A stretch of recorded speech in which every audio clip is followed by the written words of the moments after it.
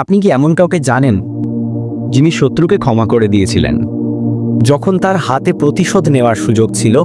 আজ আমরা বলবো সেই মহামানবের কথা, যিনি শুধু একটি জাতিকে নয়, গোটা মানবতাকে আলো দেখিয়েছেন। তিনি হলেন রাসূলুল্লাহ সাল্লাল্লাহু আলাইহি ওয়াসাল্লাম।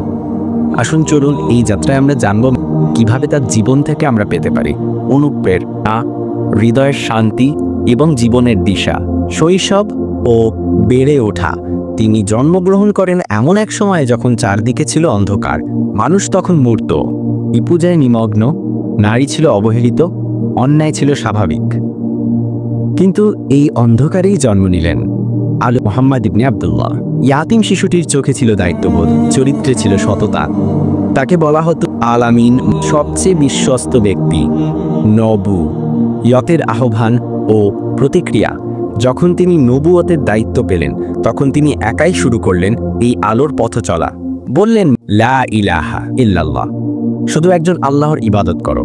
কিন্তু তার এই সত্যের আহ্বানে দাঁড়িয়ে গেল গোটা কুরাইশ সমাজ। তাকে তারা করল অবজ্ঞা, অপমান, এমনকি হত্যার ষড়যন্ত্র। কিন্তু তিনি পিছপা হননি।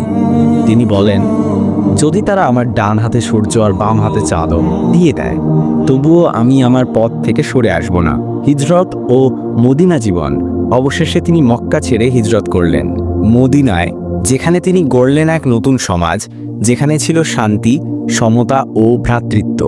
তিনি মসজিদে নববী প্রতিষ্ঠা করলেন, ভাই ভাই বানালেন মুহাজির ও আনসারদের। এই মদিনার সমাজেই আমরা দেখতে পাই ইসলামের সত্যিকারের রূপ।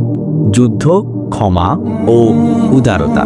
তিনি যুদ্ধ করেছেন, কিন্তু কখনো আক্রমণকারী হননি। বদর, ওহুদ, খন্দকের যুদ্ধে তিনি প্রমাণ করেছেন প্রতিরক্ষা কিভাবে করা হয় সম্মানের সাথে।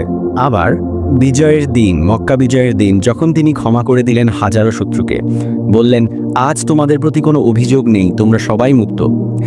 চরিত্র ও ব্যক্তিত্ব।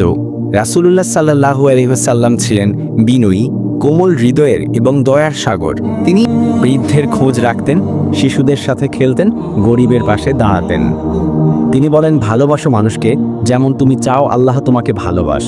তার হাসি ছিল আলোকিত, কথায় ছিল মধুরতা এবং আচরণে ছিল শ্রেষ্ঠ উদাহরণ।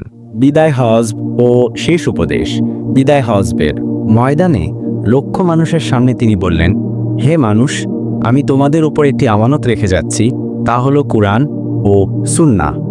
তিনি বললেন, সব মুসলমান ভাই ভাই, কোনো আরবের উপর অনারবের শ্রেষ্ঠত্ব নেই, যদি না সে তাকওয়ায় উত্তম হয়। উপসংহার ও বার্তা। রাসূলুল্লাহ সাল্লাল্লাহু আলাইহি ওয়াসাল্লামের জীবন কেবল ইতিহাস নয়, এটি একটি জীবন্ত আদর্শ, একটি বাস্তব পথনির্দেশ। আমরা যদি চাই আমাদের জীবন হোক অর্থপূর্ণ, হৃদয় হোক শান্তিময়, সমাজ হোক সুন্দর, তবে আমাদের ফিরে যেতে হবে সেই আলোর উৎসের কাছে। আসুন আমরা সবাই তার সুন্নাহকে আঁকড়ে ধরি, ভালোবাসা ছড়িয়ে দেই আর জীবনকে গড়ি তার আদর্শে।